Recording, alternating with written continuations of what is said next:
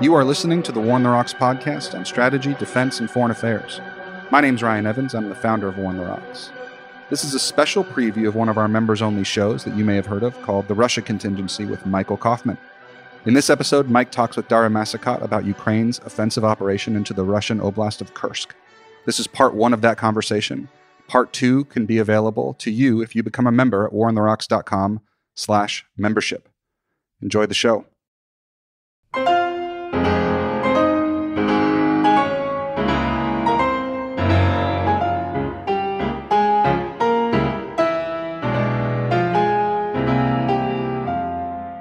Welcome back to another episode of the Russia Contingency. Today with me, I have a good colleague and friend, Dara Massakat. She is also a senior fellow at Carnegie Endowment, works in the same program as I do. And although we talk quite a bit, actually, since it's August, I think we've both been away. And I've not had Dara on the podcast recently, so I thought it'd be great to have her back. And today we are going to talk about the Ukrainian incursion into Kursk, or Kursk offensive operation. We're going to try to figure out what we know so far, discuss what it means, what to look for, and give our takes, maybe exchange views on how it's unfolded so far and what the implications might be. Dara, it's great to have you back on the podcast, and it's been too long. Well, thanks for having me back. Yeah, so let's dig into it. We're recording this on Friday morning. Right now, it's August 9th. So this operation started August 6th. We're looking at it basically on day 4. Big caveat, most visual evidence shows up at least a day, 2 days late from an operation like this. These things tend to be very dynamic at the beginning, and so pretty much everything you're seeing has a fairly significant lag effect, and you've got a lot of fragmented data. Is that fair to say, Dara, that we have to be honest and upfront that whatever we know publicly, it's probably dated by at least a day? Right. I think the big takeaways we can deduce from what we see, but there's a lot of important pieces that are not visible to us. And I agree, things can get distorted pretty quickly. Right. So let me give a quick summary of where I think we are, what we know, and see if you agree.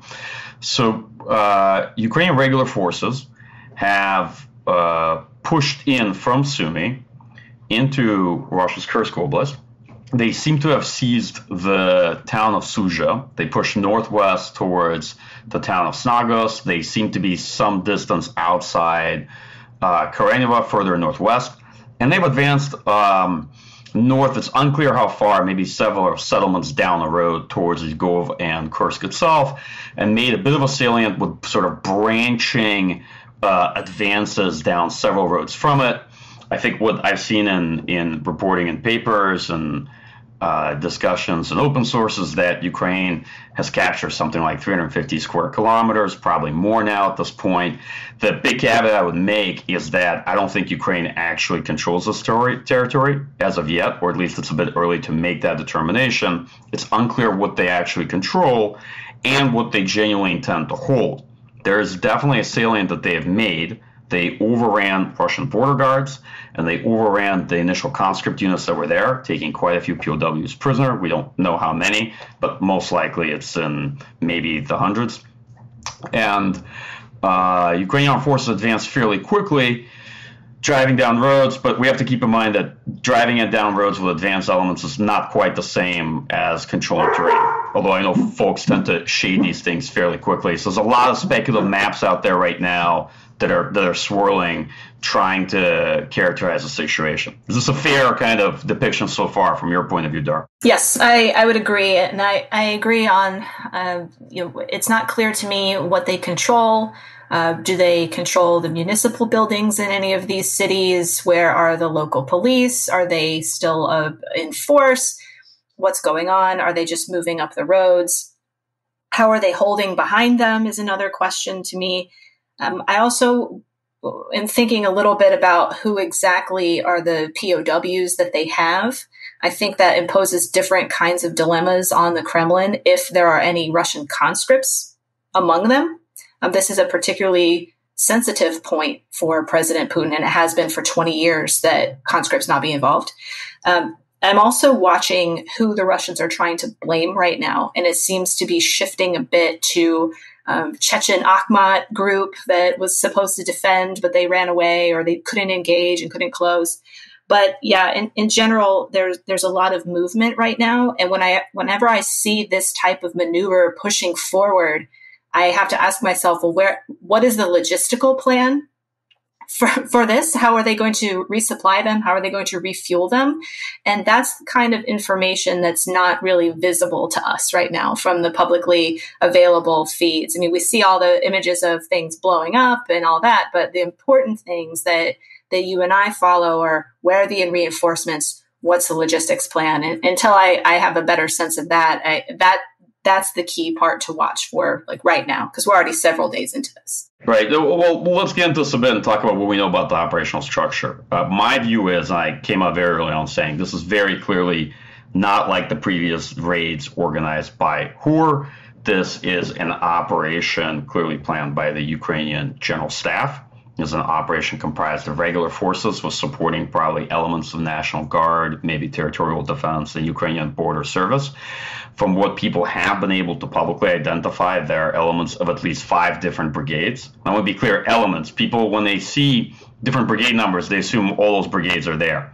But that's not the case. This operation, as best I can tell, is probably closer to a divisional-sized element, maybe rough guess, 10 to 15,000 men. It doesn't look that large, to be perfectly honest. And I doubt that what we're seeing is just the tip of a spear for a couple of reasons. First, a number of these brigades were moved off of the line in Donetsk and other areas. A couple of them are brigades that had been recently created and were going to serve as a reserve. But based on what I know and time I've spent sort of traveling in Ukraine, doing field work there isn't a large number of excess manpower or additional brigades available for this kind of operation. So it's quite unlikely that Ukraine has a lot more forces to throw into this without having to pull them directly off the line. And a number of these units were pulled off the line too. If you look at some of the brigades involved, you got elements of 80th Airborne Assault Brigade, 82nd. You have 22nd Separate Mechanized Brigade. You probably have some elements maybe of 95th and maybe 5th Separate Assault Brigades as well, along with all sorts of supporting elements, maybe one of the newer 150 series brigades, like 150th.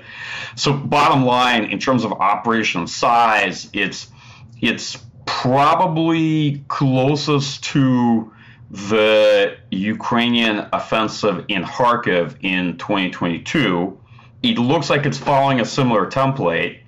That's not surprising given that Syrskyi's in charge, right? Shouldn't come as a shocker. I think initially they were quite successful and have had a significant breakout. From my first reaction to this looks deeply embarrassing for Russia. And I don't know what you have to do to get fired if you're Gerasimov, your favorite general there. I'm not sure what it takes, but... Yeah, well, I'll say this. If General Surovikin was still in charge of this, he would have built, defenses and minefields on the other side of the border, on the Russian side. I'm just saying. I'd agree with you. It's that with this type of brigade involvement, of course, the General Staff is involved in planning this. It's not clear to me right now.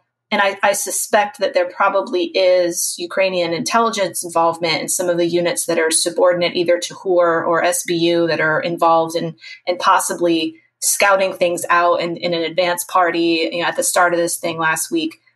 So I think there's probably mixed in with that number you gave. There's probably a good amount of folks that are subordinate to those intel units. I share your concerns about the reinforcements. That picture is not clear to me either, and we know that there are persistent challenges with manpower in many of these brigades, especially acute in Donetsk. So if they've pulled units away from that main effort for the Russians to do this, then that makes things a bit harder down there in that region. In terms of logistics, again, this is one of those things that's not quite clear to me yet. Like who's responsible for going in and supporting these units? I would say that access is probably okay from Ukraine to move forward. I just don't know what happens to that logistics tail after it crosses the border to try to catch up with the guys who are already all the way forward. And yeah, your final point. It's embarrassing at this stage for Russia. Now we are at the beginning of this, and we don't know how it's going to end. But for the first week, this reveals a lot of problems that frankly shouldn't be going on the Russian side at this point, 2 years into this. Right when the war started, Russia declared a state of emergency, or like a modified martial law, in all of the regions that border on Ukraine. And this was one of them. And so what that does is it gives local law enforcement and the military enhanced powers to enforce curfews, to set up roadblocks, to put in minefields, to do all of these territorial defense things, specifically to make it easier to defend when you're at war with your neighbor. And the fact that we're 2.5 years into this, and they were either Russian intelligence did not pick this up, which is a failing, or they did pick it up and it got routed up the chain, and then it went sideways at the General Lapin level, who's in command of this area, or it went above him up to Gerasimov, who Gerasimov, if you are a longtime listener of this podcast, it means to fail in very intricate ways. It's not clear to me yet who will bear ultimate responsibility. I think it falls obviously on General Lapin. He's in charge of border defense in this region. And there seems to be some effort at blaming, again, the Akhmat group, which is the fighters loyal to Ramzan Kadyrov from Chechnya. But again, this is... you start to see these appeals from Russian citizens, and as those circulate, those will become very damaging to the Kremlin. And if you all haven't seen them, there are Russian citizens in these towns saying, we've supported the war for 2.5 years. We're a border town. Our men are off fighting, and you all haven't evacuated us. You're not providing for us. There's no help. This is dangerous and unfair. And that's a very dangerous message for the Kremlin to let bounce around in the information space. We need to look at how this began too. So it's clear that Ukraine managed to achieve operational surprise. But to be clear, folks like me didn't know this offensive was coming. I don't think anybody did. I don't think that they told the United States or others. And I have my own clear-cut theory as to why. My view of it is that tactically, Russians actually had ISR coverage. In fact, there are videos posted from Russian drone feeds of them watching Ukrainian units before they crossed the border from Sumy into Kursk, and as they were crossing the border. But as these types of operations continue to show, right, war is a human endeavor, and technology may make the battlefield a lot more transparent, certainly at the tactical level. But people make mistakes. They don't prepare for things like this. They don't react in time. And it's in some ways not dissimilar to what happened during the Kharkiv offensive, which people tried to portray as a surprise. Actually, Russians were talking about it for 2 weeks during the buildup before Ukraine conducted it, and the Russian general staff just didn't appropriately respond, prepare, or whatnot. The thing that I think has remained consistent, I'm glad you mentioned, we see Russian forces continue to make certain types of mistakes. And there's reasons for that. First, Russia seems to do quite poorly when it has to respond dynamically in a situation like this. And so to some extent, you see Ukrainian units having a run of the place in these initial 4 days. Russian forces do far better when they're operating with prepared defense, fixed lines, more in positional warfare. It's much harder for them, as best I can tell, to coordinate action between different types of units. That still remains fairly weak, and it's interesting to observe. The other big issue is that what do you have to respond with? So while Russia clearly has reserves of second echelon units, it can pull units off from, let's say, Kharkiv axis if it needs to. The issue you get typically is that newly generated units are inexperienced. They're also often led by people that aren't that experienced either.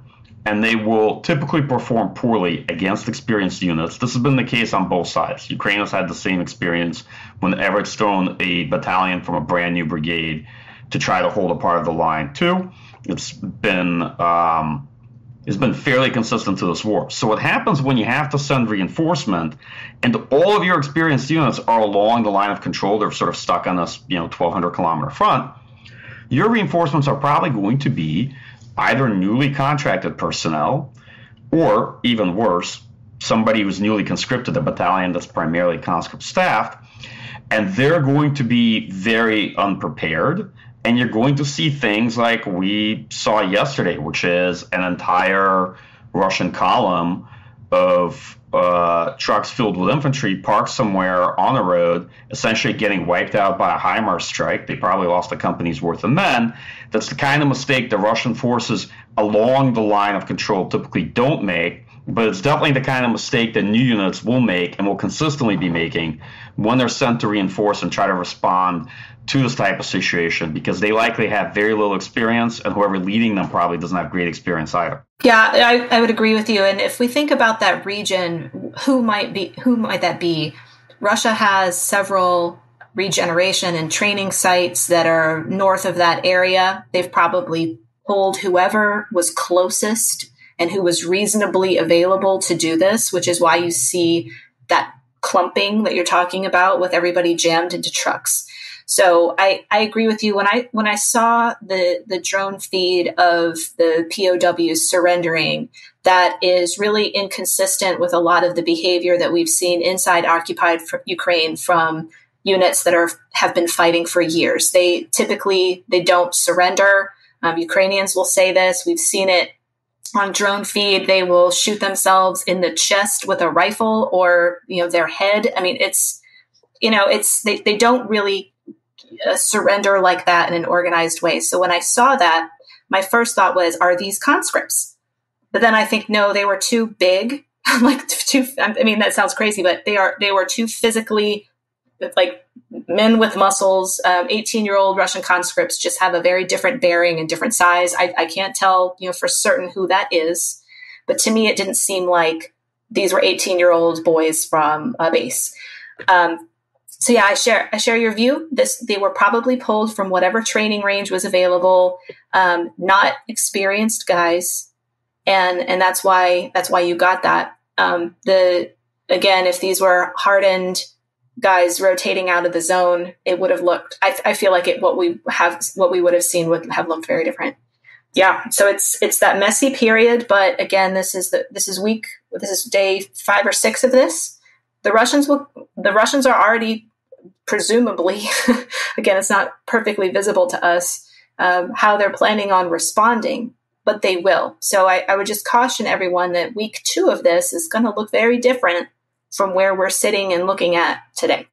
Yeah, it could go in a number of directions. And the Russian offensive at Kharkiv, for example, looked quite good in the first couple of days, but actually culminated by around day 5, 6. And this is a very different operation, different situation, but I'm just saying that these things tend to be quite dynamic early on, and then the offensive action can actually fairly quickly reach a culminating point, depending on what you have to exploit it with. What do you have? Have you thought through the logistics? Do you have additional reserves to throw in to sustain momentum, et cetera, et cetera? Ukraine has air defense there, for example, but clearly this is a fairly narrow incursion. And we've already seen them lose some of their air defense systems, Franken-SAMs, what have you. We've seen Russian Lancet strikes and attack helicopter missions. So it's clear that Russian forces are suffering losses and getting personnel captured. My best guess is who you saw were likely territorial troops of some kinds, reservists, because conscripts tend to be young. I think you're very right. But we don't know who that was. It might have been border guards. It might have been the formations they created, and they created a whole bunch of them to help guard the border against raids. But these are, I'm not even sure it'd be fair to describe them second echelon troops in terms of who they likely staffed that with. And clearly we're unprepared to deal with an actual mechanized assault and a planned operation by regular forces. Let's talk about the objectives, and here we are sadly in the realm of speculation, but we should try to make at least some educated guesses. So my first impression, let's see if you agree with this, is that Ukraine likely would wish to trade any territory that they end up holding for Russian withdrawal from Kharkiv if they could.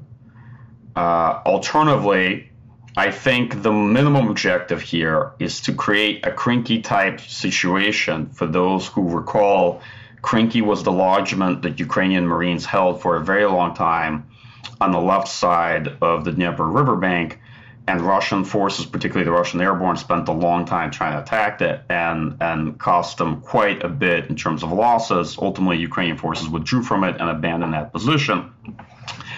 And the purpose of a Krinky-type salient is that, of course, Russia would then have to throw a lot of forces at it since this is on Russian territory, right? And that could then pull in quite a few units. The challenge is that for us to evaluate or for that to be successful, invariably Russia will be throwing in reserves, and that's not even a guess. We already see that they're moving reserves into the area to counter. The issue is that Ukraine pulled units off the line to do this and deployed units that were also what Ukraine had available in its reserve. And so the question now is, will Russia deploy a substantially larger force to counter this? Will it be worth it? What the balance of attrition will be, and most importantly, is it going to force Russia to pull forces from active operations that will materially affect its current advances in Donetsk? This is the Pokrovsk, Toretsk, Chasiv Yar axis, or the current positions that they are holding in that narrow buffer north of Kharkiv.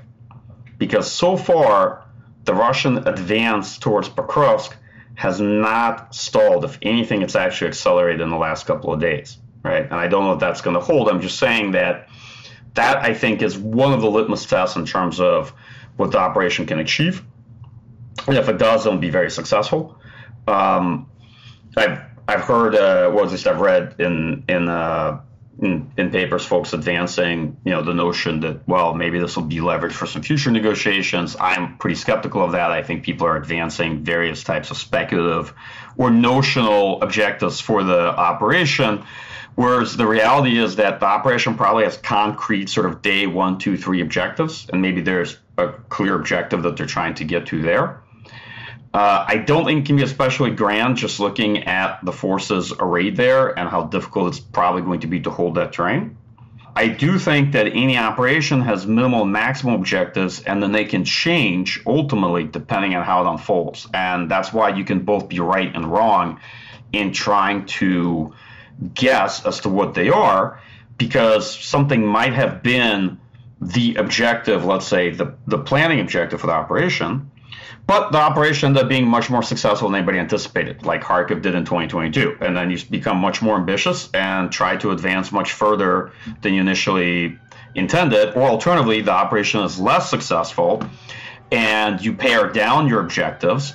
And political leaders will invariably say that the original objective was whatever the thing looked to have achieved.